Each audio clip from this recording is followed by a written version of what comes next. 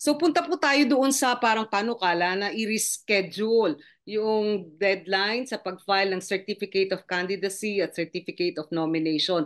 Ano ho sa tingin ninyo? Kasi although nakapagsalita na kayo dito, kung may ganyan kayong panukala na i-publish lahat ng mga tatakbo at tanungin ng taong bayan to certify or validate kung sila yung mga tunay na mga mamamayan.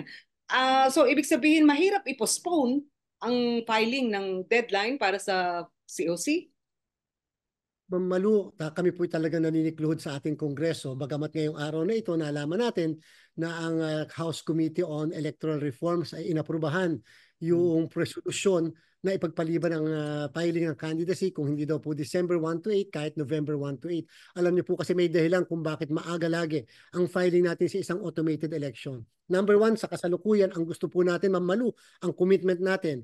Bago matapos ang November 30, lahat ng kaso ng nuisance o yung mga panggulo ay i-resolve ng COMELEC. Hindi po mamalo yung nagkakaroon ng eleksyon, yung pangalan ng mga panggulo o yung ang purpose lamang ay lituhin ng mga kababayan natin na papasama. Nangyari po yan sa Negros Oriental na nasawi ng ating na isang gobernador. So, ayaw na po natin mangyari yan. Gusto natin ma-resolve lahat ang nuisance candidacies. Number two, Ma'am Malu, gusto po namin mag-print ng maaga ng balota. Tatandaan po natin, ang aming estimate projection, 70 million voters. Ibig sabihin po, Mamalu, 70 million ballots po yan. Plus extra. Pagkatapos po, Mamalu, meron po tayong Bangsamoro Parliamentary Election. First time sa kasaysayan natin. 3 milyon po yun. At dapat po maintindihan po ng lahat na ang bawat bayan ay may iba't ibang ballot phases. Correct. Bakit po? Sapagkat maaaring pare-pares ang kandidato for senators, pare-pares ang kandidato for party list, pero magkakaiba ang kandidato sa congressman, sa governor, sa vice governor, sa sangguniang panlalawigan, sa mayor, sa vice mayor, sa sangguniang bayan. So ibig sabihin po, kung meron po tayong kulang-kulang 2,000 syudad at munisipyo sa buong bansa, 2,000 ballot phases po ang aayusin ng COMELEC at dapat final na po yung listahan. Yung po ang dahilan din kung bakit, Ma'am Malu, hindi na po tayo pumapayag sa ating pong substitution in case of withdrawal. Wala na po substitution in case of withdrawal of candidacies. Mukhang ang kanilang panukala na i-reschedule, ano, yung deadline for filing of COCs, nakaakibat doon sa inyong announcement na dapat pagka nag-file, count na as candidate.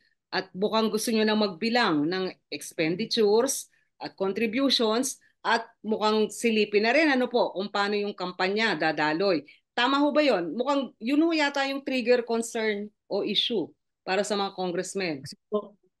Kasi nga po daw dahil in-announce ko naman o dahil nasa resolution po namin na pinromulgate ng isang linggo na wala ng substitution in case of withdrawal. Okay. So wala daw pong pagmamadali dahil total wala ng palitan and therefore final na po yung lista. Hindi po ganun kadali yun, Ma'am Malu, sapagkat katulad nga po ng mga pinaliwanag ko, may mga implikasyon yung mas malapit na filing o kaya yung mas maaga na filing. Ngayon po, patungkol naman po sa pagiging kandidato, niliwanag po natin at ito po sa programa nyo akin pong uulitin.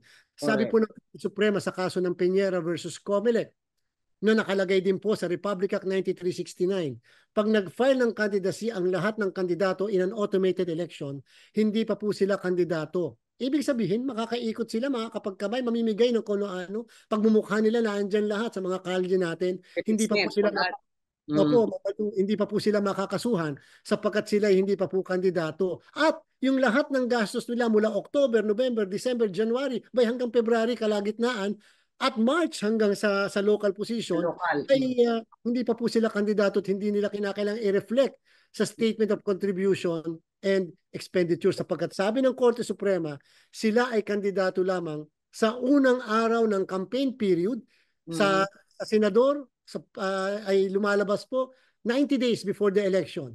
At sa local positions, lumalabas po 45 days before the elections.